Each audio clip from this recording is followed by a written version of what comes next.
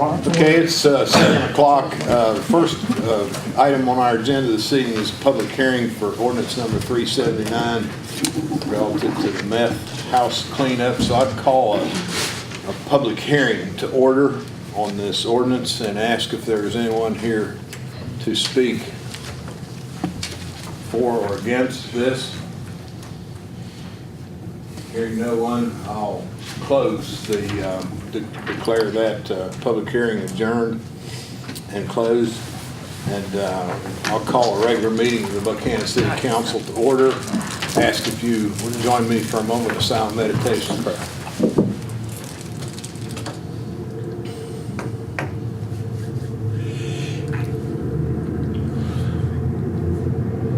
Thank you. We respect the flag, brother. I pledge allegiance to the flag of the United States of America and to the republic for which it stands, one nation under God, indivisible, with liberty and justice for all. We have some Wesleyan students here this evening. Show of hands.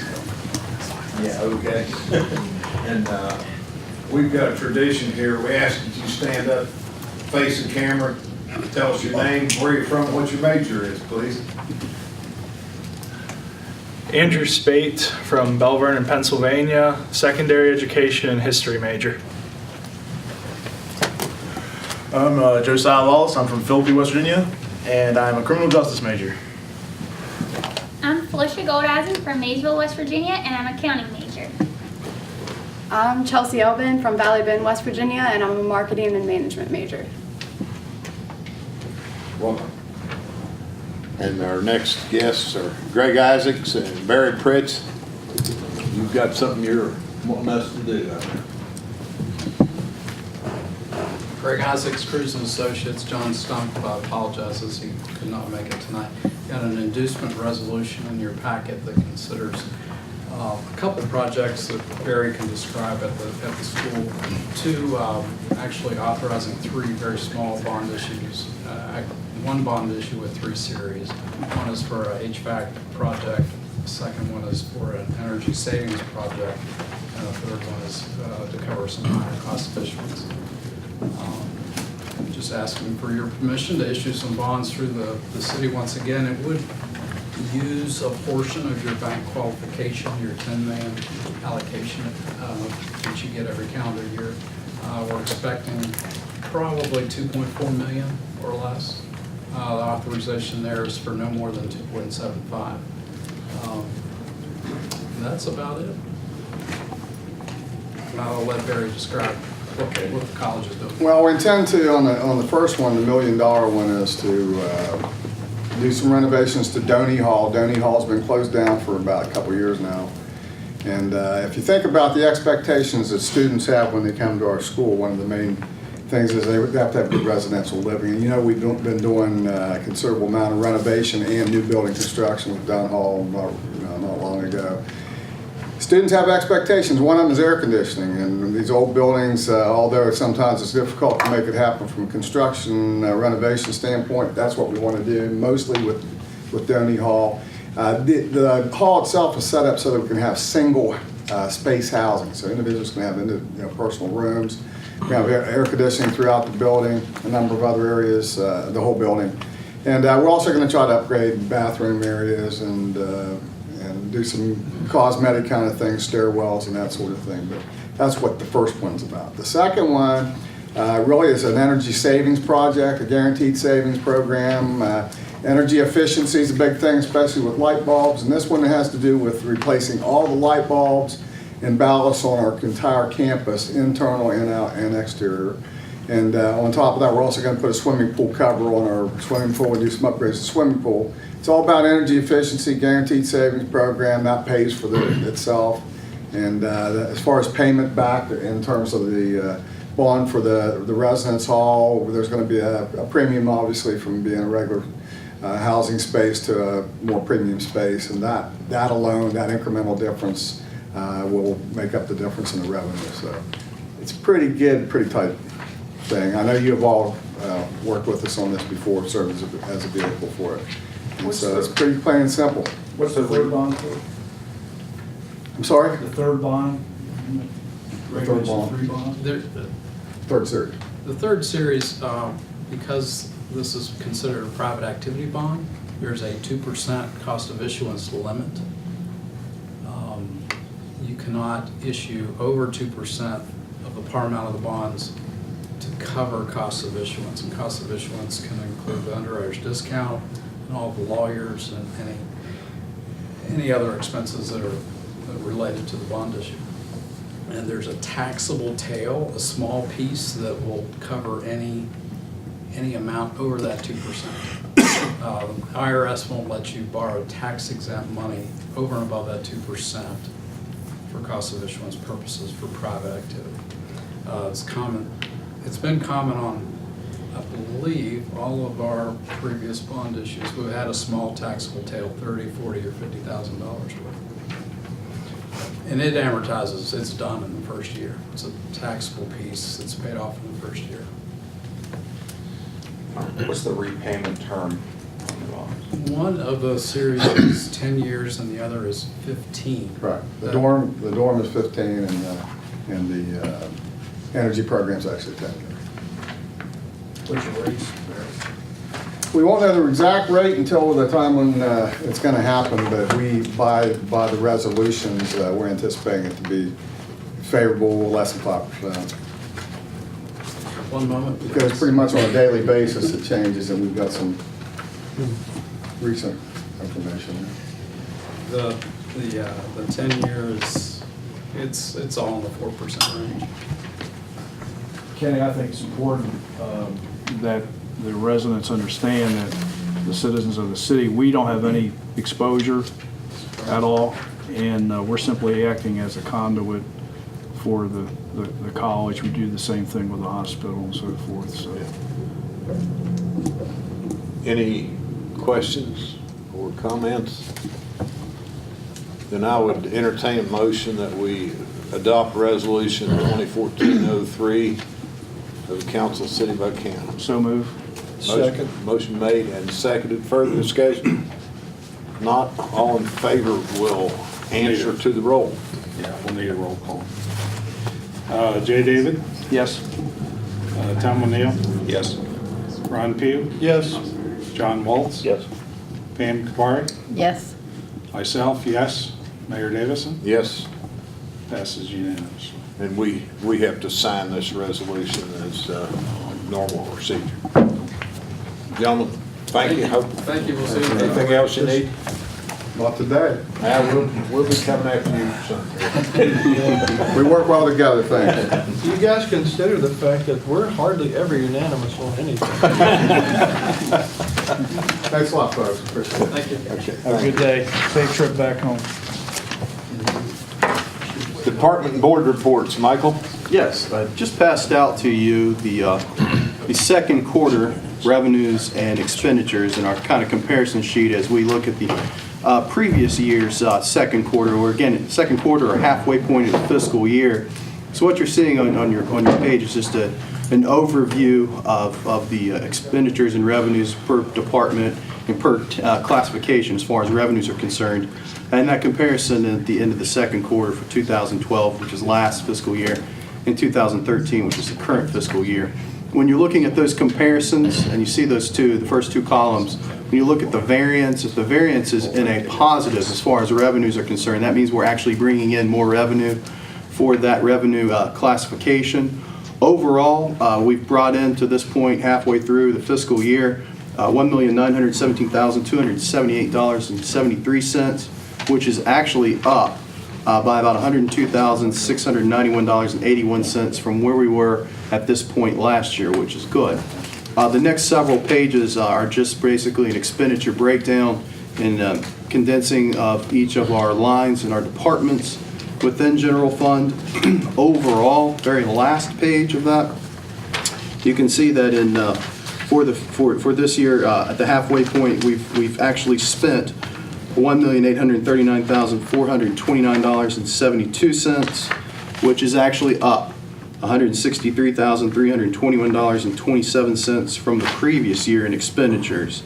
When you look at a comparison between our revenues to expenditures overall from last year, this point last year, and where we're at currently this year, we're actually down revenues to expenditures by $60,629.46, but we're up overall. We're just down $60,629.46 from the previous year revenues to expenditures. I do want to actually take a little bit of time to address why we're that way, and some of these should really not surprise you. Just some major items in council capital outlay. There was some HISM settlement lawsuit money that was taken out of that, but really more importantly, the things that were impacted was there was some salary and benefits portion under fire. That was for a fireman's payout for their vacation time when that individual retired. But really the crux of the expenditures and why there's so much is if you go down to street, which would be your third page, if you look at capital outlay for street, you can see that we're actually up on expenditures in street $185,676.70. The two explanations for that is we are doing the East Main Street project. So that cost and that expenditure, which was budgeted, is affecting that, as well as we were provided an invoice and paid for some storm sewer work that Sam Ludlow and the sanitary department did. Again, all progressive in all actions, but you know we're doing a lot of projects. We have the public safety building going on. When that's finished and the weather breaks, we'll get back to East Main Street project. So we're doing projects, and as doing projects, you know that does increase expenditures. But overall, we're still sitting in pretty good shape at the halfway point in the amount of $77,849.01. If anyone has any questions, I'll be happy to answer those. And then I have two other things to talk to you about. They're both updates. I want to update you on the home rule. I have finalized the draft application for home rule on behalf of the city of Buckhannon. I've provided some legal research and looking at some West Virginia code citations that have to be included in the application, as well as some financial analysis for some of the categories that we're looking at imposing under home rule. We did receive just this week from the West Virginia Municipal League the criteria for which the home rule application will be judged by the West Virginia Municipal Home Rule Board. So I'm going over that criteria to make sure that our application complies with that criteria. Hopefully by the end of this month, I just want to do one overview of that just to make sure that everything I wrote makes sense, because there's a lot to put in there. I'll be submitting it to our city attorney. I've already had discussions with Dave, because there's a legal review portion of that Mr. McCauley will have to sign off on to make sure that we're doing things constitutionally and not violating any state statute or the intent of home rule. Once that review is complete, we'll then start the formal steps that we'll have to do with council. In regards to home rule, there's an ordinance that has to be passed that we're submitting an application. There's public hearings that we have to do based on our application and gathering public input and inquiry. So we'll start that process hopefully by the end of February if everything works out well. The final thing is I'm already in future mode. We're looking at doing the 2014-2015 budget, specifically as it relates to council, the general fund budget. I've submitted worksheets to our department heads last week. I've asked that those requisitions and requests for budgets for their departments to be submitted back to my office by Friday, November 24th. Once I've received those, I will be sitting down with each department and reviewing their submissions. Once we've talked about it, we'll be presenting this to the Finance Committee as we do every year, and we'll be discussing with the Finance Committee those budget requests, possibly having some of those department heads come in and talk a little bit, because there's a couple things within the budget that council will need some council direction on that will impact it. I'm hoping that we can have something scheduled with the Finance Committee by mid-February. Hopefully by the first council meeting in February, I'll be able to give you a definitive date so we can get that ball rolling, but 'tis the season to get that started. So other than that, that's all I have to report on at this time. You, on the agenda, it mentions this resolution 2014-02 sanitary sewer IJDC draw. Yeah, okay, yeah, it's under me. I wasn't sure if it was there, if it was later on, but I do want to explain. There's a resolution 2014-02. as a resolution of the City of Buckhannon approving invoices related to the services for the emergency sewer force main repair project and authorizing payment thereof. I'm not going to do a Dave and go and read all of this, but basically the gist of this is that we did apply for IJDC money through the sanitary board, and as you all know, council contributed $100,000. This is just the draw that has to actually be approved by the governing body, which is the City of Buckhannon City Council. This is one of several draws. The draw for this one is in the amount of $19,991.76. And this is to draw some of the IJDC money in the amount of $100,000. I will say that I'm going to be coming to you on several other occasions because IJDC requires that with each draw, there's a resolution. So you'll be seeing several more of these. We'll try to get large draws at one time so we don't have 5 or 6 resolutions, but we'll just have to wait and see how that goes. But again, this is just a process that IJDC needs so we can obtain that money back from IJDC with the grant application that we received a month ago. And this resolution does not require a roll call? No. Just authorizing my signature? Correct. On the resolution. Correct. Motion to approve resolution 2014-02. So moved. Motion made and seconded. Everybody understand? All in favor say aye. Aye. Opposed, no. The ayes have it. Anything else that, Michael? Unless you all have questions. Question for Michael. I have a question, Michael.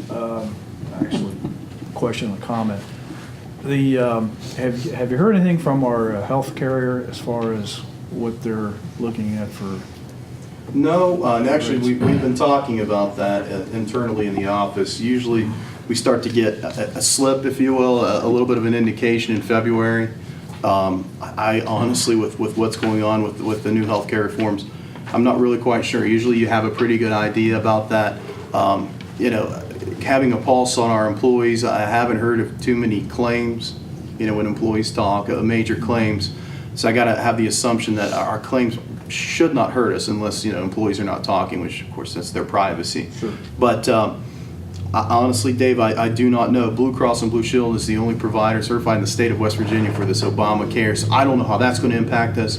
I do know with the renewal that we have that we're currently on this year, as you all know, there were thousands of dollars in fees, in administrative fees and costs and assessments associated with this Healthcare Reform Act that actually impacted our health insurance. Instead of having a negative 3%, we ended up with a negative 1.5. Still good. We had a reduction, but I don't know where those hits are going to occur. There's still some unknown. I wish I had something for you, and we'll start to get with our insurance providers in February and hopefully have a clearer understanding, because that's going to be vital to us moving forward with our budget, of course, for obvious reasons. Are there any entities out there that can help you do the analysis and not just a 1-year projection, but what the impact could be over the next 3 to 5 years? Our provider could probably do that analysis, but I'll be honest, I'm not really quite sure that our provider understands, or they're still understanding the impact and the scope of this, and it's just, there's so much uncertainty. I had an employee coming in the office today saying that they had heard on talk radio with Hoppy Kershawal, not plugging him, that employees were going to pay a tax on the principal of their health insurance. So there's just a lot of things going out there. We try to stay on top of it with changes, and I'm not sure we're really on top of it, to be quite honest with you, but I haven't heard anything like that to dispel some of that discussions. But I just don't know. I just don't have a feel for it like I typically do I've done in previous years. But like I said, hopefully we'll have some good indications in February, something that I can bring to you on the Finance Committee, because with the requisitions that are coming in from the department heads right now for next year's budget, there's some personnel things that are in there that are going to greatly impact us moving forward in some of the decisions that we make as far as the budget and where our expenditures are going to go, because that pot of money is essentially dwindling. We're not at that intersect yet, but we need to be cognizant of everything and still continue to provide services, but still be able to maintain a healthy budget moving forward. So, sorry, I wish I had the answer for you. I'd love to have that answer, but hopefully I can get you something by the Finance Committee, Dave. Well, you may not know for another year with the way the things are going right now. My comment was that when you say the finance committee, who is actually on I that? think the finance, Is that the whole council? yeah, the whole finance committee is council. In the past, it's usually been 3 or 4 individuals, but please, all of council needs to be on that. I mean, my personal I just opinion. encourage all of us that we need to attend those meetings if we can, because it's critical to have a good understanding of what you're working There'll be a lot of decisions and a lot of directions that this budget can go. I'll tell you that right now with what I'm hearing. Nothing revolutionary, but some pertinent decisions that we'll have to look into, so. Okay, thank you. Mhm. Anybody else? Question for Michael? Matt? Good evening. Just had a few updates for council. With the end of the year, beginning of the new, we are in the process of putting together the year-end report for 2013. So I will be prepared to deliver the full report to council at our the next time I come to council, which will be the second meeting in February. So we'll have that to report on. Also, with the beginning of a new year, new semester, we have taken on 2 new interns from Wesleyan College. Drew Woodford and Tyler Welch have joined with the department for the spring semester, and will be shadowing officers throughout the spring. We've also retained Caitlin Brown. You all have heard me talk about her a number of times. She is the service scholar doing volunteer hours with the Buckhannon Police Department. She's working on a number of projects as we progress into the new year. Some of them include an expansion of our programs, as well as planning the move that we're anticipating to the new police station, hopefully here in the next few months. So she's very actively involved with the department, and we're very glad to have her. This is the second year that she's been with the police department. She's truly been an asset with the department. And the only other thing I have, if I could just take a few moments, now that I've had a chance to come back before you guys, to talk about the license plate readers. I know that there's been a lot of questions that have been out and about. Perhaps some of you have had some questions away from council. So if I could maybe shed some light on what they do and what they don't do, because I think there's been some misconceptions from from my recollection out in the community. The LPR, as I reported at the last meeting, short stands for license plate reader. It consists of 3 cameras, one forward facing to the left, one rear facing to the left, and one forward facing to the right. And the system itself is programmed to recognize what looks like a license plate.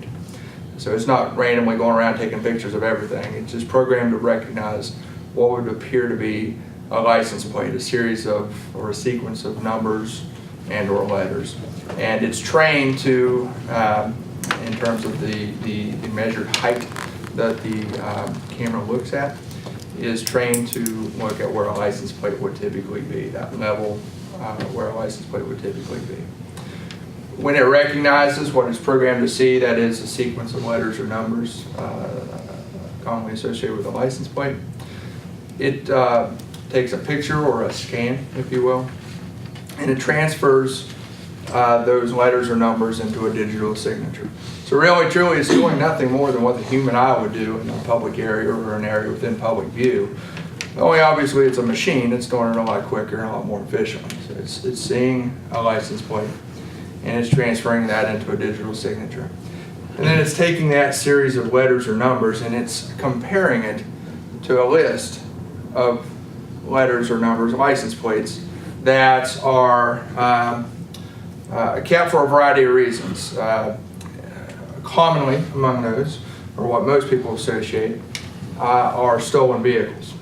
It could also include, this list could also include stolen license plates, Amber Alerts, Perhaps a vehicle was just involved in a robbery a few counties away and is known to be headed in this direction. And that license plate is entered as be on the lookout for this particular vehicle because it was involved in a robbery. Those are the type of things that if we were to have a comparison or what the machine scans and compares to the list, if it's a match, those are the type of things that you would find for reasons being on the list. The machine does not, and this is where a lot of the common misconceptions are, the machine does not reveal private or personal information. So if I'm driving down the road and it scans a plate, it's not going to tell me who that vehicle belongs to. It's not going to tell me anything about you as an individual. It's not going to give me any of your personal information, date of birth, social security numbers. It's not going to give me your address. It's not going to reveal any personal or private information. It's simply doing, again, what the human eye would do. It's seeing a plate, what it recognizes as a plate. It's transferring that image that is taken of the plate into a digital signature. So let's say, for instance, it scans a plate that's ABC123. And it transfers that into ABC123 in the computer on the screen, and it compares that to a list to see if there's any ABC123s on the list as a wanted vehicle. Maybe it's stolen, maybe an Amber Alert was just issued for this particular vehicle. When there's a hit, again, it's a match comparison. What the machine does not do also is recognize states. It just recognizes the sequence of letters and numbers. So it recognizes ABC123. It doesn't know whether that's the state of Connecticut, the state of Florida, the state of West Virginia. It can't distinguish states. It just recognizes the sequence of letters and numbers. So sometimes there may be a hit of, let's say, it scans ABC123, and there's an ABC123 on the list from the state of Connecticut that's entered as a stolen vehicle. So the way the officers are trained, or the single officer that controls this, or that is assigned this machine, as well as myself, the way he is trained is to make a verification. Before any action is taken, make a verification. So if I have a hit, I scan ABC123, and then suddenly the machine says, ABC123 from the state of Connecticut is entered as a stolen vehicle. First thing we're going to do, or the officer's going to do, is make a visual verification. He's going to look at the car, ABC123, does that plate say it's from the state of Connecticut? If that's the case, then we go to the next step. If it's not, then through visual verification, we're able to just rule it out. It's no cause for action. If it's ABC123 West Virginia, and my machine says ABC123 Connecticut, we've ruled it out through visual verification. If through visual verification we see that it is in fact what it says it is on the machine, it's ABC123 state of Connecticut, just as it says on the machine that it's stolen from Connecticut. The next thing we're going to do is do a verification through NCIC, or the National Crime Information Center. That's where you see typically through, I think most associated with TV, you'll see the officers call in through the comm center to run a vehicle, to see if it's stolen, to run its license plate or whatever. We're going to do that. We're going to run the license plate through comm center and have them check NCIC to see if this is in fact entered as a stolen vehicle, just as the machine says it is. If it comes back negative, it is not entered, then we don't take any action, just as we ruled out with a visual verification. Through this type of verification, we're able to rule that out as well. They're able to say, no, it is in fact not entered in NCIC. Then if they do come back and say it is an NCIC and it is a hits, it is entered as stolen, which matches what our machine is telling us, then we take action accordingly and do as we're trained to do. I think that's pretty much it in a nutshell. Just kind of put it out there again, just to kind of lay out what they do, what they do and what they don't do. I think they're really, personally, beneficial for us. I think there's been a lot of success stories throughout the state, throughout the nation. Certainly we're not the first agency to have a machine such as this. And I think if you just look at some of the success stories that are out there, they speak for themselves in terms of the positive impact that these can have on communities. Secondly, in addition to that, I think they're good for the deterrence factor. The simple fact of having these and folks knowing that we have these, and when I say folks, I mean a would-be criminal or somebody that would come to our town and do harm or think that Buckhannon is a safe haven for criminal activity. I think that's, in terms of being a proactive police department and doing what we can to better serve our citizens and keep the crime rate as low as we can, that getting this out there and this type of imagery, again, in a would-be criminal's mind, is definitely another benefit for the citizens and all who visit Buckhannon as well. So that's just my spiel, that's my point of view, and that was why we chose to pursue this. So, and again, I think, I hope that may clear up some misconceptions. I just wanted to kind of put that out there. Okay. Go ahead. So you say there's no way that this system could be used by a corrupt person to follow another person or to get information of any kind about them, follow their license plate from one place to the next, or any kind of break any kind of privacy regulations or anything under use of this LPR system? Now, all I know is I know it doesn't reveal personal private information. It doesn't give me your name. If it scans your plate, it's just going to say that this plate was scanned at this date and time. It's not going to tell me who it belongs to. It's not going to tell me where you live. It's not going to tell me any of that stuff. Is there any way the officer can put a plate into the system himself in order to check a plate or anything like that, to track a plate? We can, but those are to be put in for criminal justice purposes only. There are policies and procedures in place that govern the usage of this system. Those are pursuant to the participation agreement that we entered into with the Fusion Center. That's who loaned us, if you will, this equipment, allowed us to use it. It's through our partnership with this agency. They loaned us this equipment to use in this area, and by virtue of this arrangement, we entered into a participation agreement with the Fusion Center. Again, we're a member of that agency, but we entered into this agreement specifically for this equipment. Part of that agreement is policies and procedures, which strictly outline how we are to use this equipment, and to sum it up for you, it's for criminal justice purposes. Now, is this equipment on a national level a fully functional system, or is it still in the testing stages in some way? That I'm not sure what. Well, I mean, I have heard that it was, that the system is being given to some cities, municipalities in order to validate the system, that it does do what it's supposed to and everything like that. And it's not approved yet on a national level. I just wanted to. Yeah, I don't know about that. I know the system's been in use for a number of years. Yeah. I know Clarksburg has had one since at least 2011. The Harrison County State Police have had a unit, at least 8 units since about that time. Fairmont has a unit, at least about a year old, several months old at least. So I know there's a track record with their usage, and it's nothing that's brand spanking new. They've been around for a while.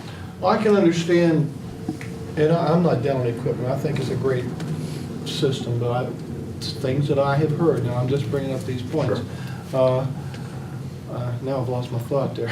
Well, Go ahead, you gather. The the concerns that have been expressed to me, at least the folks that have communicated concerns to me, don't have concerns about the usage that you've talked about. That this is essentially seen as extending the arm of the officer, and that an officer can already do anything that this machine does. It just does it quicker and more efficient. Right. The concerns that have been expressed to me, however, relate to kind of secondary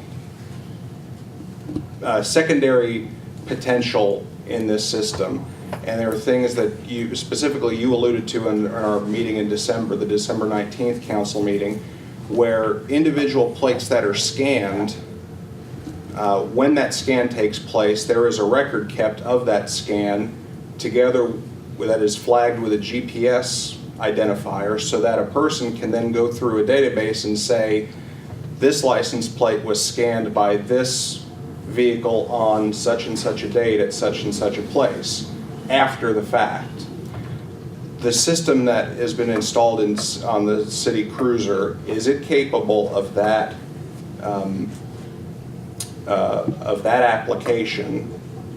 Meaning that, let's say I drive my vehicle by the cruiser and my plate is scanned, no hit or anything, is my vehicle's location and the date and time of that location kept in a record? To answer your question, yes and no. The computer itself in the vehicle that operates off of the system is not in and of itself capable of storing that vast amount of memory. We're talking about a laptop computer. It's not going to store all this amounts. We do have access to that through a server. Okay, so when it makes these scans, it's sent to a state police server. Okay, so if I wanted to search, and the only reason, and it's a valid concern, but I really need to stress that the only reason we would start searching plates is if we had a criminal justice purpose. If I, for instance, right, and not to interrupt, the only reason you guys would, but there are revelations every day about the National Security Agency and computers and people getting tracked, and there are a lot of concerns about data privacy through everything from something like this to Common Core and everything in between. And the concern is that let's say a client comes to me and wants to get a divorce from their husband. Can my client then subpoena these records and see, hey, was my husband's plate ever scanned in the proximity to a certain location, a certain house, or something like that? I mean, what are the protections that exist or don't exist for people? If I'm driving down a street and my vehicle is scanned, that some time in the future, another agency, I've no concern that it would ever be the City of Buckhannon Police Department, but some other agency in some other location would then say, well, I want to see where John Smith was on this day, and let's see if there's a hit in the system, and let's just see where he was, and not for a criminal justice purpose. And I guess related to that, is there a way to disable that functionality in the system? That I don't know. Again, if we perform a search of that magnitude, we're logging into a server. Yeah. That's my understanding of how it works, and speaking with the Fusion Center. We're logging into a server. So in terms of disabling, it would have to be on the server end. Whoever maintains the server would probably be better to answer that question in terms of whether they can or can't disable it. But backing up to the other concern in terms of who all can have access to this, I'd really have to defer to an attorney. Maybe Dave can expand on this in terms of whether or not the public can have access to data gathered by police departments. Well, my gut tells me I don't think that just anybody can come and no, especially if it's being kept for a court, and the example is one, but let's take a kind of a specialized example, but let's say that whether it's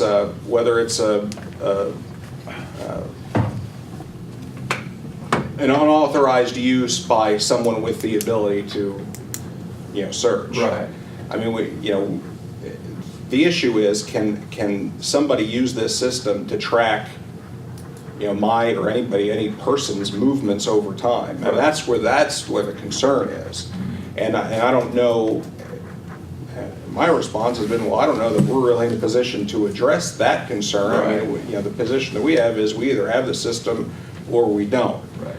And that's really, I mean. Yeah, we don't. And I don't have the data. Right, but it sounds like we're confirming that this concern is not groundless, that this functionality that is the cause of concern does exist. I can understand the concerns, and I'm certain that I would have to think along, when you go up the chain and you talk about the maintenance of this database on the state level or what have you, that there'd have to be some kind of audits in place.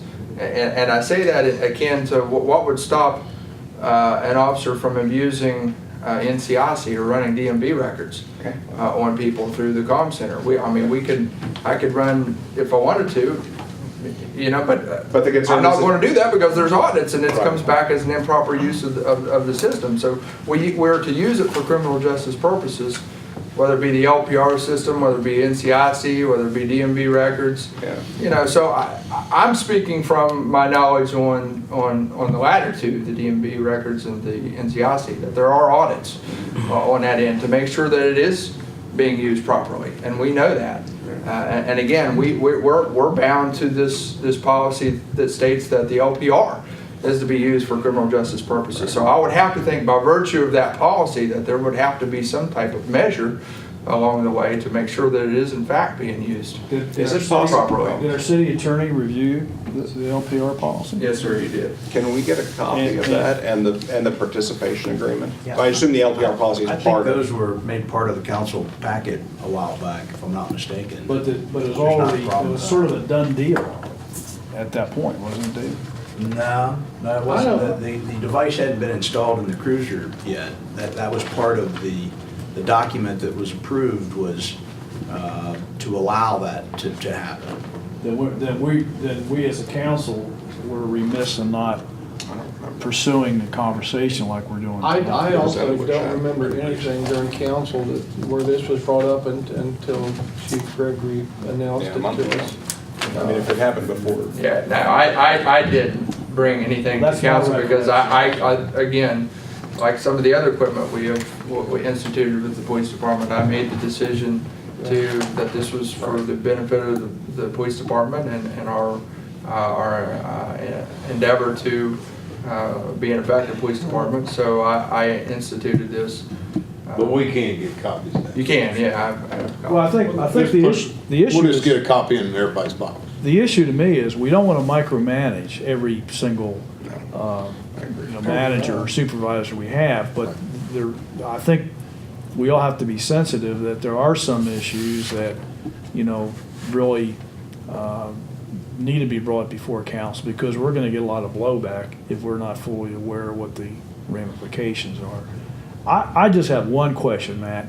When the officer that's assigned the camera is driving down, let's say, a street with 30 or 40 cars parked, does the technology enable that to access every one of those license plates during that drive down that street? Is it that quick? It's fairly quick, yeah. It just have to depend on how the a car person's just driving down the street, and it'll be 30 or 40 licenses, and he may get a hit because of scanning those 30 or 40 licenses.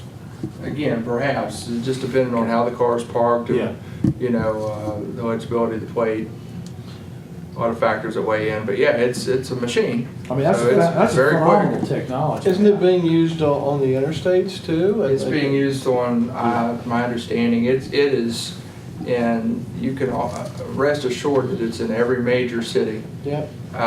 It is not only mobile in major cities, it's in fixed locations in cities. It's in fixed locations at state lines. It's moving out into smaller areas. Again, I mentioned Clarksburg, Fairmont, us. So I don't know this to be true, but someone said that they thought Barber County had one as well. So they're becoming more common, and that's just the wave of the future. They also affix to utility poles sometimes? Yes. Oh, I don't know about utility poles, but they are fixed to something. I think New York City has them on their bridges. Okay. Did they approach you, or did you approach them? They approached me. They approached you. We are members of the Fusion Center, as I mentioned, and somehow along the line, through conversations with our liaison officer, one of our patrolmen, he has regular meetings with them each month, information sharing meetings. And the topic came up, and that prompted their director to call me to discuss the possibility of introducing this program here. And that led to the email of the participation agreement, and Mr. McCauley looked that over to make sure it was sound. It's your standard run-of-the-mill participation agreement. And at that point, we proceeded with the program. Now, I understand too that you have a FOIA request from a citizen as to various records concerning this and everything, and are you complying with that, to everything that this person wanted to the best of Sir, your everything abilities? that was within our power. Okay. And that would best be directed to Mr. Clemens. He is our designated, the city recorder is designated as the FOIA officer of the city of Buckhannon. And that request has been filled at this point. It's up to the individual now to, in this case, pay for the copies if in fact they want them. But we actually have very little information to provide. I mean, there's not. Well, I would hope that you are providing him with everything that he wants. I can't provide him with everything. That's legally possible. Yes, and that's going to be 99.9%. We just as a standard practice, we comply to FOIA requests. Well, we've had a number of them over the years that I've been mayor of the various subjects, and we always comply. well, I want to. Dave's got something to say. Go ahead. One point of distinction that Mr. Clemens made with what Mr. Pugh remarked about that I want to be sure we're clear of. We don't always provide what people want because we don't have it in documented form. Right. The Freedom of Information Act does not require cities to go to the time and expense of doing research to contrive to fabricate documents that aren't already in existence. Oh, right. So that's, it's like we want to know what the Fusion people say about this. Well, it's not up to the city of Buckhannon to generate the documents and go out and say, okay, well, give us some time so that we can get some more things from you from Fusion. It's only what is in the city's possession. That's just common sense. And it's not just Mr. Clemens' possession, but as the FOIA officer, if something came to one of our engineers about a question of documents that would be generated, Mr. Clemens would contact the appropriate city official and get those documents and make the copies and furnish them to the requester. I just wanted to make sure that everybody knows that we are completely transparent, and everything that we're doing here, when we are here, we are representing the citizens of Buckhannon. When we're outside, I was talking to David today, and when we're outside in Morgantown, we're representing Buckhannon, but when we're here, it's the citizens we're representing. And when we have calls about this and everything, about FOIA, which I didn't know who was the officer, but I want to make sure that they get, and we don't give them any runaround or any extra charges or anything like that. Let's be honest with them and give them everything we've got that they can possibly ask for that's legal. Sure, So, absolutely. One note too, that you're sitting here with a cell phone. Your cell phone company knows where you're at, Oh, yeah. whether you got the GPS on or not. Yeah. So, I mean, if you want to track somebody, they can track you.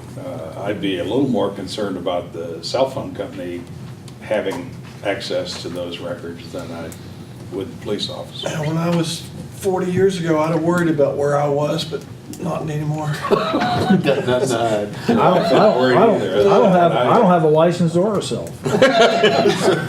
But there's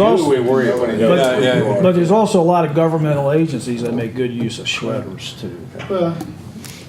Any more questions? Not for us. Matt? Thank you, man. Matt, thank you. Thank you. Thank Very you, good man. Nice report. job. Nice job. Sam Ludlow, city engineer. Can we grill? Tell us about the weather, Sam. Well, not the best weather for construction, that's for sure. We didn't have a sanitary board meeting this afternoon. Tim and I attended the Municipal Water Quality Association meeting in Charleston today. It's an organization that we joined a couple years ago to provide us support in our efforts to object to some of the requirements imposed on us by our NPDS permit, by DEP. The meetings are generally information about activities going on, regulations. There's a couple of court cases involving one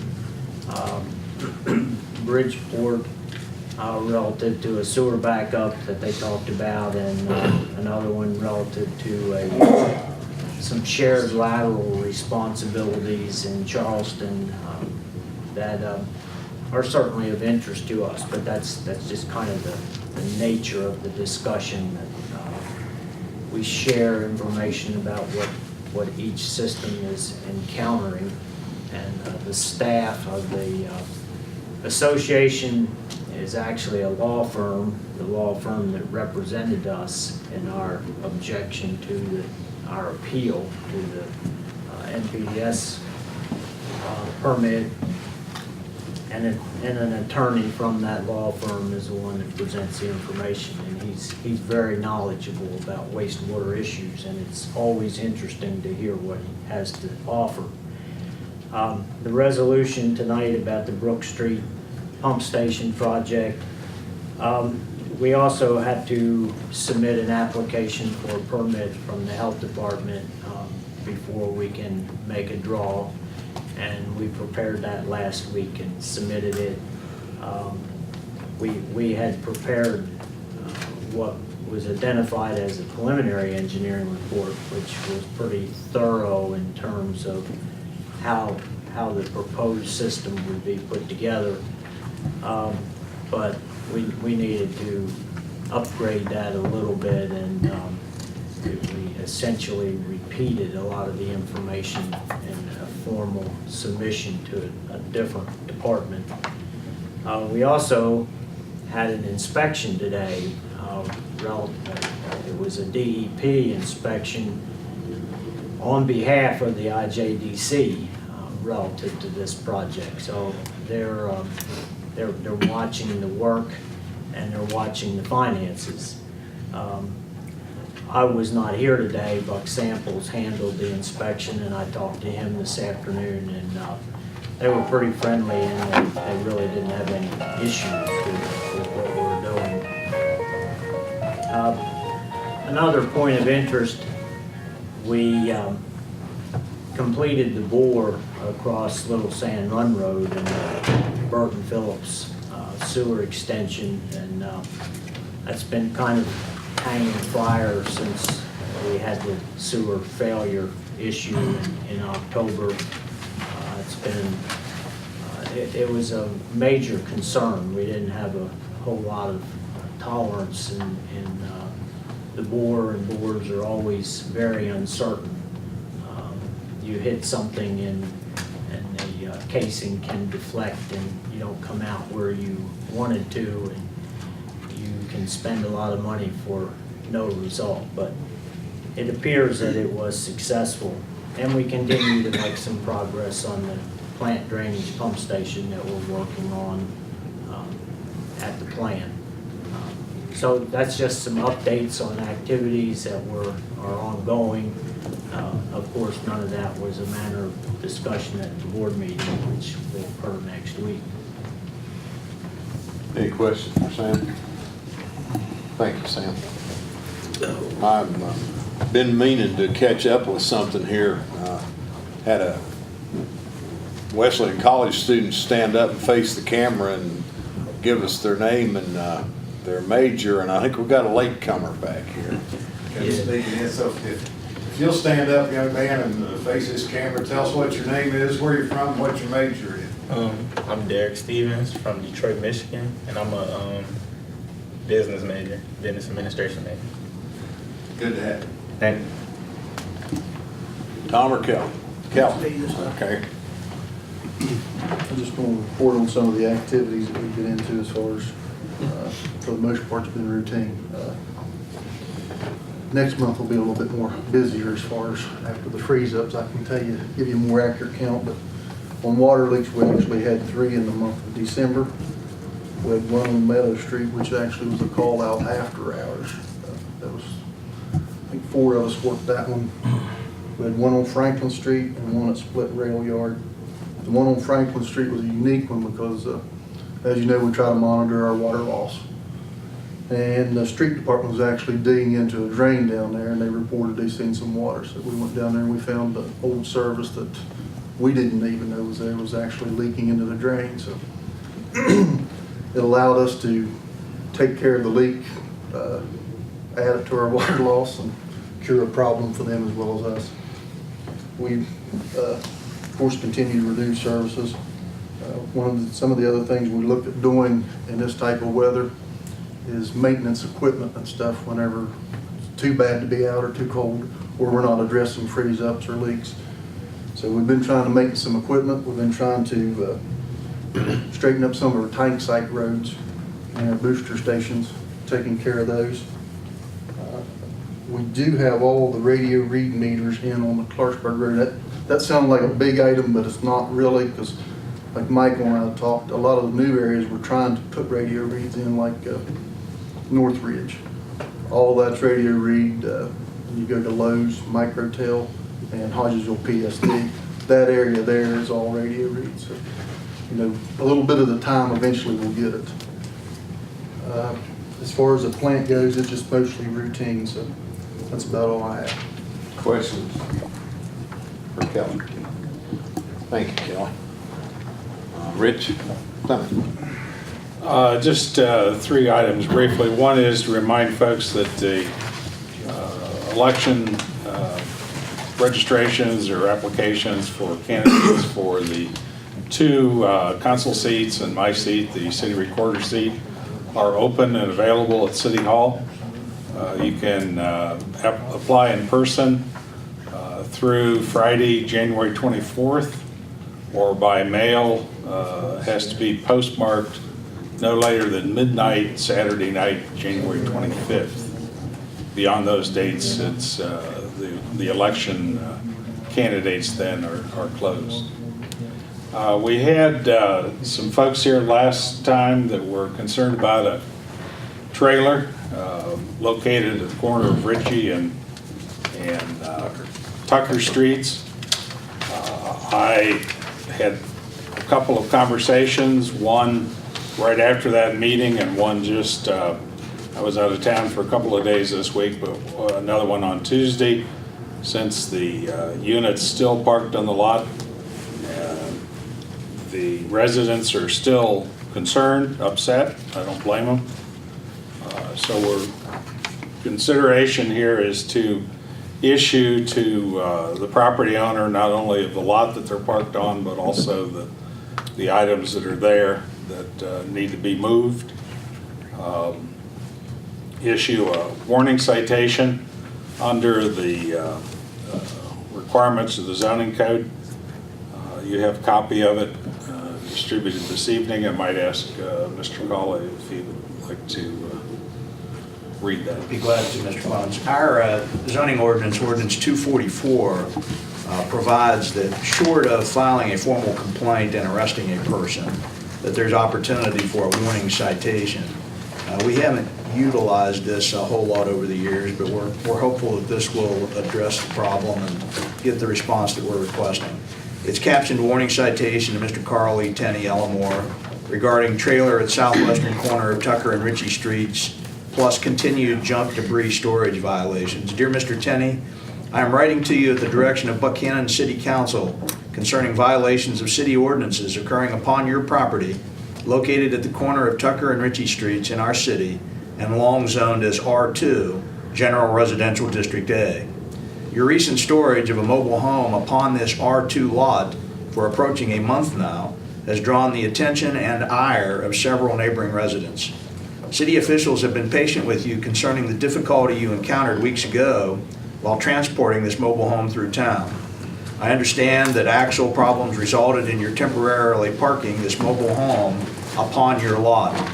More than sufficient time now has transpired for you to make the necessary repairs to this mobile home and to remove it from this location. This warning citation is issued pursuant to Section 1301B of Ordinance Number 244, being the city's zoning ordinance. Ordinance Number 244 prohibits all mobile homes at this location pursuant to the following sections. Section 601, no lot, premises, building, or structure shall be used as a garbage, trash, debris, abandoned vehicle, emphasis added by underlining, or refuse dump. 2, Section 616, trailers or mobile homes may be located upon lots situated in zoning districts in R3, R4, and I, which is industrial only. 3, Section 627, the following building uses, structures, and activities shall be prohibited within all zoning districts of the municipal limits of the city of Buckhannon with the enactment of these standards. Subsection L, tractor trailers, mobile homes, and any other stationary vehicles when used primarily for storage as opposed to transportation-related purposes. Clearly, this mobile home is not being used for transportation-related purposes. The City of Buckhannon will allow you 10 business days to bring this violation into full compliance with City Ordinance Number 244. To avoid any possible misunderstanding, if on Friday morning, January 31, 2014, this mobile home has not been removed from this lot and relocated to some site outside of Buckhannon's corporate limits, a warrant for your arrest shall be procured through the Municipal Court of the City of Buckhannon pursuant to Section 1300 of Ordinance Number 244.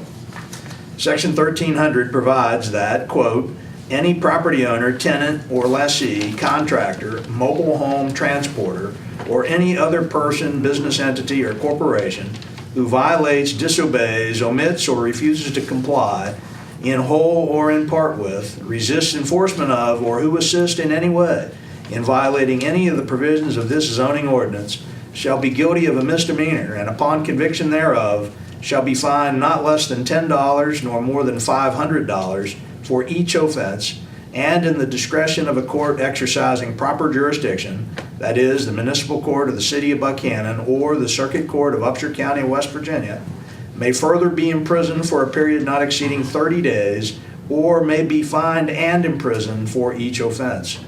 Each calendar day's continuance of any such violation of these standards shall be considered as a separate offense. Additionally, the subject property has been the topic of much concern for years respecting the demolition of the former glass operation there. While some time ago you completed the actual raising of the former structure, not all of the demolition debris was removed from this property. Since that time, the city adopted Ordinance Number 375, being the junk storage ordinance. The effective date of Ordinance Number 375 was July 19, 2013. The applicable provisions of Ordinance 375 are as follows. Article 4, Prohibited Acts. No person in any residentially zoned district situated within the corporate limits of the City of Buckhannon shall store, collect, park, leave, deposit, maintain, reserve, put aside for future use, permit, or allow to remain on any porch, balcony, roof, patio, or yard other than in a completely enclosed building or structure any of the following. A, junk, rubbish, clutter, litter, or debris. B, lumber or other building materials or equipment except for those materials or equipment related to projects for which a current valid building permit has been issued. Building materials shall include, but are not necessarily limited to, lumber, bricks, concrete or cinder blocks, plumbing materials, electrical wiring or equipment, heating ducts, shingles, mortar, concrete or cement, nails, screws, or any other materials or equipment generally used in construction. Given current winter weather conditions, the city will allow you through Monday, March 31, to complete the removal of the objectionable debris from this lot. Again, and so as to avoid any possible misunderstanding, if on Tuesday morning, April 1, 2014, the objectionable debris has not been removed from this lot and relocated to some site outside of Buckhannon's corporate limits, a warrant for your arrest shall be procured through the Municipal Court of the City of Buckhannon pursuant to Ordinance Number 375. You are directed to immediately undertake the necessary measures to bring this property into compliance with our city's ordinances. If you have any questions about this matter, feel free to contact me at City Hall, 472-1651, and this letter comes from Richard C. Clemens, your city zoning and housing enforcement officer. How will this be served, David? This will be served personally by one of our police officers, hopefully tomorrow. I applaud your letter. Oh, it's Mr. Clemens' letter. Yeah, well, I applaud both your letters then, but I think I would like the city council to affirm what is being done. I think he needs to know that all of us are agreeable. We should have done this a long time ago in my mind, but. Certainly, that's the reason that we bring it before you tonight. If you all say, oh, that's too harsh on Mr. Tenney, don't do that, then, yeah, that's why we wanted to share it with you before. I think we had too many days, March 31st, I'd make it the end of February myself. I hear you. I think that given the fact that we don't know what the weather's going to be in the days and weeks ahead, and he's going to have to get a grader and probably a backhoe in there to do some of the work to complete it, to get rid of all of the debris that was generated from the raising last year. I think Mr. Clemens and I believe that these were fair time constraints. And it's easier for us to go to the municipal court judge after a reasonable time and say, look, here's what we've already done. We've given this individual every benefit of the doubt. It hasn't been a rush to judgment by any stretch of the imagination. Please issue the warrant and let us take it up in the appropriate venue before you. There are actually some city officials, employees that contributed or donated to get this done a long time ago. Some of the several folks in this room, that's correct. Yeah, and I just think the citizens need to know that. But I'm glad this is finally being done at this point in time. Could we have a motion, Kenny, or is that appropriate? You making it? I'll make a motion that we endorse the letter? Endorse the letter. Second. Motion made and second. Any discussion? I have a question. Go ahead. What's going to happen if nothing is done by the 31st of March? Is there any way that we as a city can eliminate that from that property? Because I don't think it's fair to the neighbors, because we said. Oh, it's certainly not fair to the neighbors. I totally agree with you. Well, I don't think we should take this up right now as to what will be done, because I assume he's going to be arrested if it's not. Yeah, we're going to. You know, he's going to be arrested. He's going to do it. Well, but I'm just saying, come March 31st, nothing's done. How much longer is it going to take before something's actually? We can't say at this point. Well, I understand that. If he's in jail, nothing happens, that's for sure. Well, But this is the first exactly. time we put a line in the sand. I really think that the good people up there on those streets should realize that we're not going to let it keep going on and on and on. Right, we have to put a stop to it. I will say that ordinance, was it 375? Changes the game. Changes the game from what we used to be able to do. I mean, he's being cited under 244, which we've had for a long time, but 375 puts a totally different spin on the violations and the problems. And we need to make sure that we apply the ordinance wherever it's relevant. You know, that's correct. Yeah, I think we should continue to apply these ordinances as they turn up throughout the city. And there are several others that we should. There are several others, and they will be taken to the Housing Enforcement Board at the end of this month. I would hope that a summons, I would hope that a summons would be sufficient before a warrant for his arrest. But I mean, I would defer to others who know the character of this. I think you should be happy with this, because the people up there want a gallows. Are you ready for the question? Yep. All in favor, signify so by saying aye. Aye. Opposed, no. The ayes have it. Maybe it's stocks. Yeah. Where were we? Rich, you were still. One more item is the word came out today, or yesterday, I'm not sure which, that Buckhannon is one of the 15 finalists in the Budget Travels 15 or coolest town in America. There's only 15 across the country. Last year, the winning city was, Shows you how important it is. I've been there. Several years ago, it was Lewisburg. no, last year was Lewisburg. Was it last year? Yes. Lewisburg, Yes. yeah. I thought it was So- 2 years ago. No, they're not in the running this year. So we have a chance. So you need to vote, you can vote once a day, once every 24 hours. So vote early and often. How do we do that? Go to city's website if you like, it's right on the front page. On the, And you click on that image, and it'll take you right to their site where you can vote. BuckHannonFV.org? Yep. It's called the highest. the coolest city. Is that the official name of it? America's coolest small town. Small town. Is it true that we had received the greatest number of votes in the first round Yes. among the finalist cities? Yes. That's And we're leading in this round. So we're in the lead, so just keep voting. Can the college kids vote on it? Oh, absolutely. Yeah. Yes, Come on, they John. will. Once a day. Get them Once a day. Pass that around. Well, actually, within any 24-hour period, you can vote Once every 24 hours. 24-hour period. Best thing to do is vote with your cell phone though, because all of the campus connections go out on the same Yeah. IP number from campus, so you need to use your own cell phone. I'll ask Dave McCollum to put an email out. That could be a word. Okay. Get half of it. Extra credit for this Yeah. grade, yeah. Extra credit. Anything else, Rich? That's all I have. David? Mayor, to transition from coolest city to hot stuff, coolest things. There is, we've had, it's been a busy 2 weeks here and at the college, and I have not yet spoken with Bill Ehlenfeld, our federal prosecutor. My intention is to do that tomorrow. I had hoped that we would at long last get a response from our federal prosecutor to the letter that we sent 6 or 7 weeks ago. And I'd rather guess that he's in that mode and mindset that since his assistant has corresponded with Matt Gregory, that he's done what he needs to do to get a reaction from us. So it's, we'll take it as though it's in our court, and I'll volley back with him tomorrow.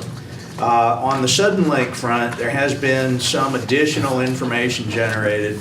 A week ago, I contacted Michael Kellerman by email and advised him that it was the city's firm position that they had exceeded the rights, which they arguably have statutorily, to install their equipment within other existing utility rights of way, and that we would like to consider a discussion of kind of coattailing everything together relative to the franchise agreement and resolution of the easement matter.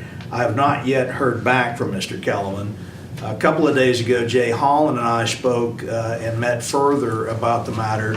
He contacted the power company, I believe just yesterday. He actually had the discussion with the first representative, who indicated, at least preliminarily, that the power company was not aware of the installation of those poles underneath their high-tension transformer lines. And I rather guess that maybe the power company's at this moment not pleased with Sudden Lake either. So we're not trying to create issues or problems for Sudden Lake. We want to partner with them, but we want them to do their work in a correct, above-board way. And so anyway, the power company and the city are maybe partnering a little bit to try to get to the root of this matter as well. Did Mr. Kellerman offer a reference to the basis for his belief that they have the right to use that utility right away, or is you like your steaks medium rare? Yeah. You read that last Yeah, we council. found it last. Yes, we're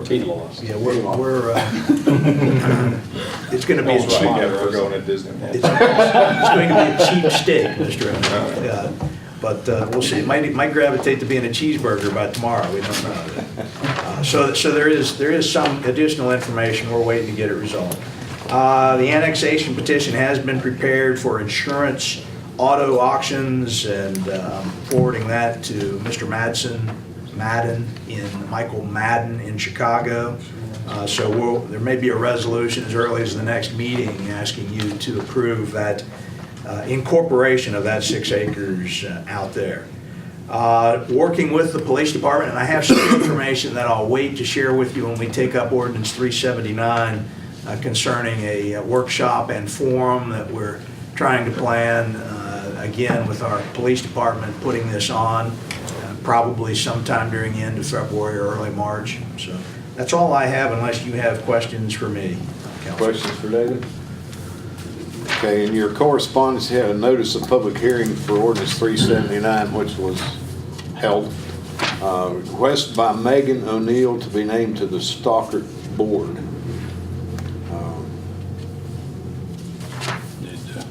What's your pleasure? Entertain a motion to, and Tom's abstaining, so I'd entertain a motion to appoint Megan O'Neill to the Stockard Youth Center. She Board. volunteered? Yeah, she volunteered. Yeah, I'll make the motion that she be appointed. And it's a non-payment, it's a non-compensation. Non-compensated. Oh, well, forget it then. Is there a second? Second. Motion made and second. Further discussion? Not all in favor signify so by saying aye. Aye. Opposed, no. The ayes have it. You have on your consent agenda approval of the minutes of January 2nd. Building and wiring permits, payment of bills, approval of city inducement resolution 2014-03, which we already did. I'd entertain a motion to approve the consent agenda. I so move. Second. Motion made and seconded. All in favor signify so by saying aye. Aye. Opposed, no. The ayes have it. G, ordinance 379. David, you're back on. Thank you, Mayor. This would be the second reading and adoption passage of ordinance number 379 in the city of Buckhannon. An ordinance adopting the United States Environmental Protection Agency's guidelines for methamphetamine laboratory cleanup, revised edition, March 2013. Before you entertain this possible motion to consider this on second and final reading this evening, I have had discussions this week with an individual with the state meth lab in Charleston, which is now a division of the Department of Health and Human Resources. I have a very brief memo that I'd like to read to you, and then I'm going to recommend to the council that this ordinance be tabled until we get further information. So this goes to members of City Council, Michael Doss, City Administrator, Matt Gregory, Police Chief, from me today. Recommendation to table ordinance 379, meth contamination abatement. I was contacted earlier this week by Brandon Lewis with the state of West Virginia's Clandestine Drug Laboratory Meth Remediation Program Division of the Department of Health and Human Resources. Mr. Lewis is a chemist with more than 15 years of meth identification and contamination abatement experience. He served as a chemist for the West Virginia State Police Drug Lab for a decade before moving to the meth remediation program with the DHHR several years ago. I spoke at great length with Mr. Lewis, who became aware of our city's efforts to raise awareness with meth residue problems after reading about Buckhannon's ordinance in an Intermountain News article. Mr. Lewis quickly impresses one as being an articulate, well-educated professional who knows his meth. He regularly conducts workshops for the State Landlord Association and other entities, including law enforcement agencies. I know that I learned more about meth contamination and abatement during my 25-minute phone conversation with him than during months of internet research into meth matters. Mr. Lewis is well versed with the EPA March 2013 guidelines as he served on the advisory panel. He applauded Buckhannon's efforts to raise awareness of the critical health problems resulting from meth residue and the need to abate contamination. He stated his excitement about Buckhannon being so proactive. I particularly want to quote his compliment to our city of, "I love what you're doing there." There are, however, currently major happenings in Charleston that I was not aware of prior to my discussion with Mr. Lewis, and these happenings require me to recommend to our city council that Buckhannon temporarily table its adoption and implementation of ordinance number 379 so that Mr. Lewis and his colleagues, including his contact with our state attorney general's office, may review our proposed ordinance and possibly make suggestions for substantially improving it. Recently, Mr. Lewis and his colleagues undertook a similar role respecting the Kanawha County ordinance that Mr. Lewis described to me as being the best in the nation. I believe that our city will be best served by cooperating with this offered review by our Charleston colleagues who strongly support our effort. Additionally, Mr. Lewis has been involved in the drafting of a major piece of proposed state legislation that right now is before our legislature and which, if adopted during the current legislative session, will criminalize failures of property owners to undertake state-mandated inspection and contamination abatement as felonies with substantial prison terms and fines of $5,000 per day for failure to participate in the inspections and, where applicable, abatements. The proposed state legislation has, according to Mr. Lewis, a lot more teeth, end of quote, than Buckhannon may apply via adoption of any municipal ordinance. Additionally, Mr. Lewis described the current federal EPA guidelines that Buckhannon has purported at my urging to adopt as being wishy-washy compared to the proposed state legislation. And again, that comes from an advisor to the EPA. During his time in his current position, Mr. Lewis observed that the list of certified abatement contractors has increased to 17 in West Virginia. 5 or so years ago, there were virtually no such contractors in our state. Mr. Lewis further stated that he would be delighted to participate in the upcoming meth identification workshop that our city police department is planning. I believe our partnering with Mr. Lewis with meth contamination abatement will result in our community realizing huge rewards.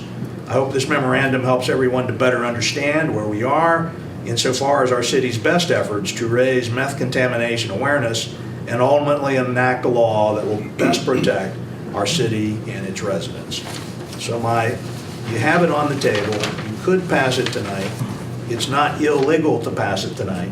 But what I think will end up happening sometime about March or April is I would be coming back to you saying that a lot of what we did has been undone by state legislation, and it's going to change. This is a hot button topic, as is the Sudafed limitation that he also remarked about. He lobbied long and hard for last year, and he believes that they have the votes this year to greatly limit Sudafed. So, I would make a motion to table the meth house cleanup ordinance, whether or not it retains 379. I'll second that. Motion made and seconded. Discussion.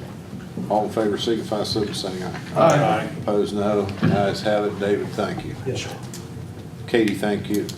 Oh, you're welcome. Comments and announcements. Ron Pugh. Not a thing tonight, thank you. Tom? Nothing. I thank Chief Gregory for his presentation on the license plate reader issue before, and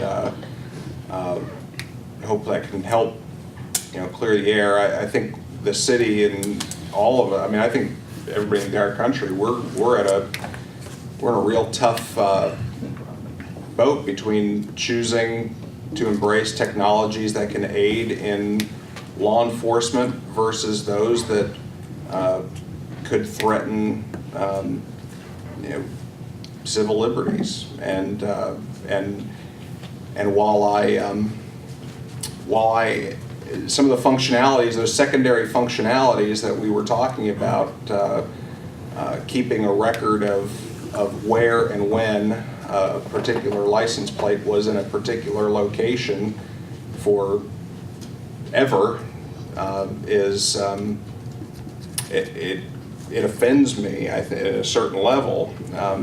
I don't, our option is to not participate in the program, and I'm not personally convinced that the benefits are outweighed by those drawbacks. But that is an issue that I think the council owes it to the people, and all public bodies owe to all citizens across the country, and to continue to revisit. It may very well be that those secondary functionalities are the source of abuse at some point in the future. And that's why I think vigilance is necessary. But I thank the chief for his presentation, and through him the rest of the department for the job they do in keeping our community safe. And that's all I have to say. Thank you, Tom. Rich?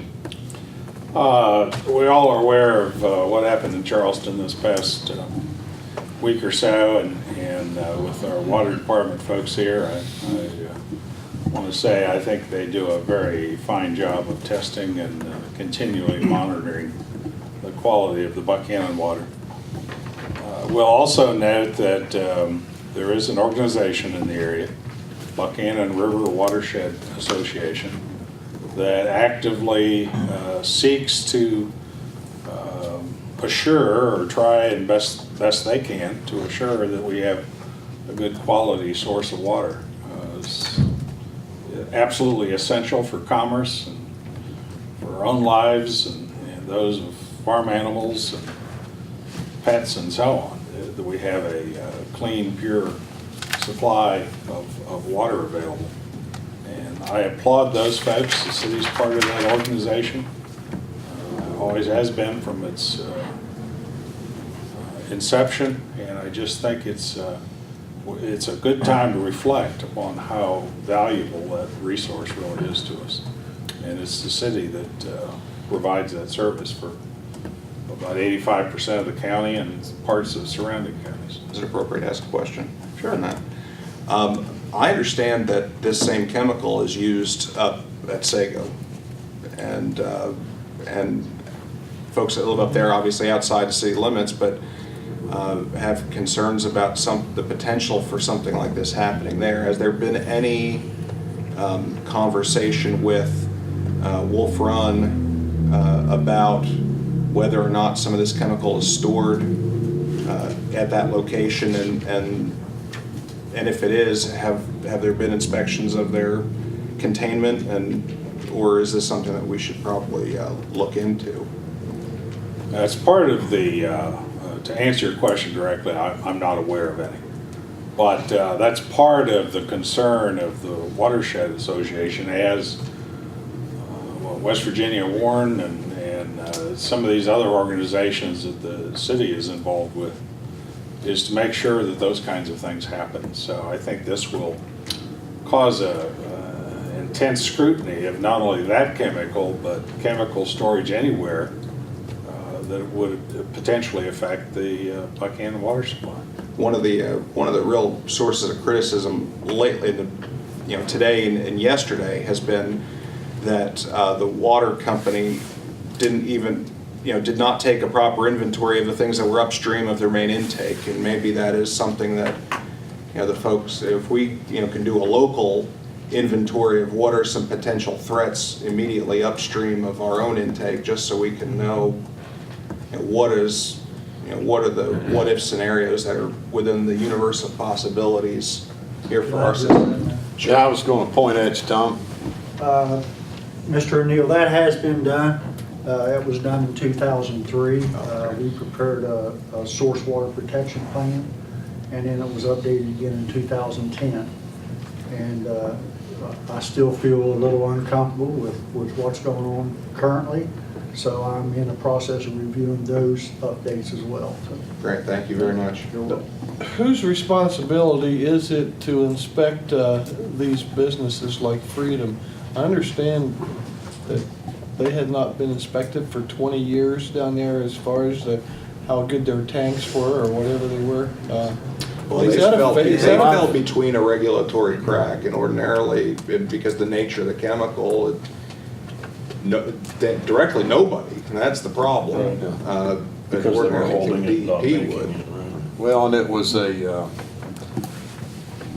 previously believed to be non-hazardous material, and they were stored right there, and they had the tanks and the containment dike, which was in bad repair. You've also heard the news reports, but I think part of the reason that nobody was looking at them was because what they had on the site was not considered to be hazardous material. They'll probably change that now, but Mayor, I'd also note that one of my students in the business law class this morning sent me a link that we shared in class, and already this week there have been multiple lawsuits filed this week already totaling in excess of $500 million. So I think a lot of what's going to drive this will be companies looking at their own facilities, given this sudden wake-up call that, my God, look at the liability that we're sitting on as a consequence of not doing our own policemen. I think there's enough blame down there in Charleston to point to the state and the federal EPA and everybody else, but I think the thing that's really going to drive this is people protecting their own pocketbooks. I think you're right. Aaron Brockovich is in town, so. And Aaron Brockovich is in town. I've followed this pretty closely, maybe more so than others, because I have a son living in that situation and the grandchildren. So, but yeah. That's all.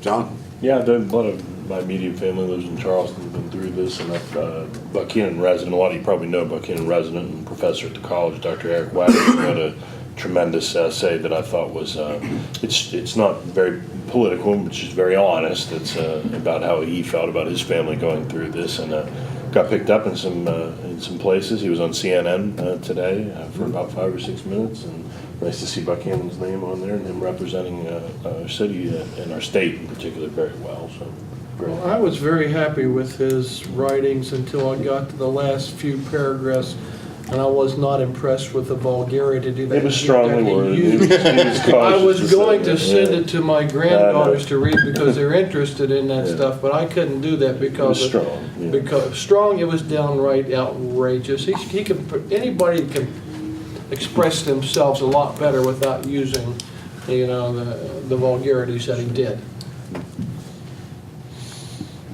That's my opinion.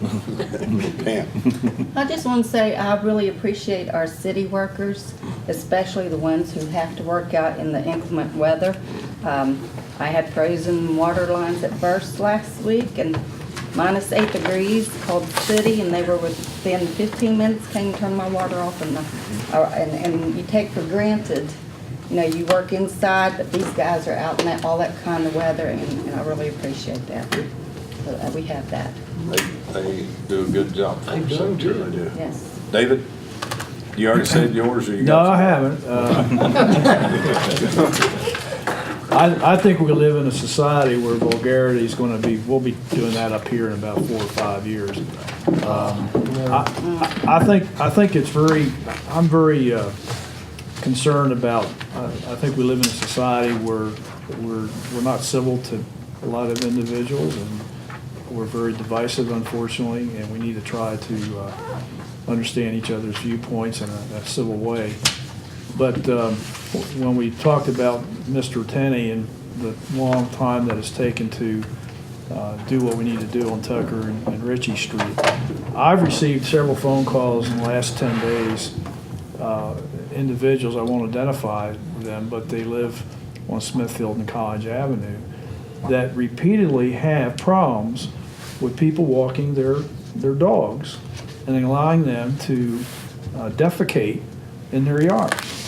And some of these individuals don't have the ability to go out on a regular basis. They're elderly, they got some other health issues.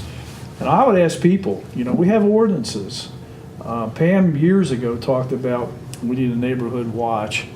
I would ask people, if you have a cell phone and a camera and see somebody letting that happen, take a picture of them. And even more important, don't do that. Don't let your cats run around in your neighbor's yards, or let your dogs go to the bathroom in somebody else's yard as far as number 2. And if they do, pick it up. Same thing with the Riverwalk.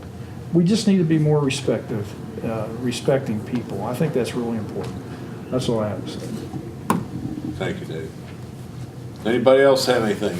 Anybody out there? Jerry? I don't know whether it would help these guys or not, but the office, OEM, Mr. Ferry could possibly help in some way with any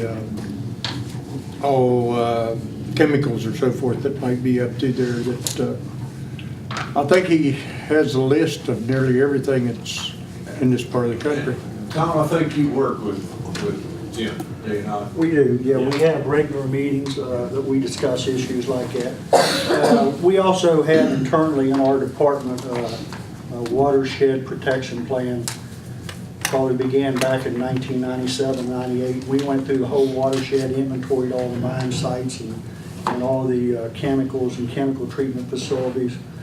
So we got a good feel with our original initial observation of the watershed. And as Rich alluded to, we are very heavily involved with the Buckhannon River Watershed Association.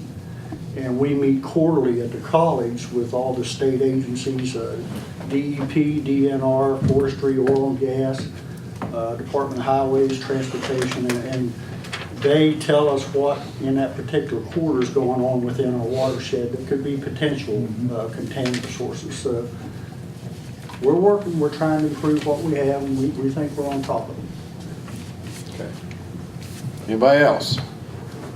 Okay, then thank you all for coming out. We're adjourned.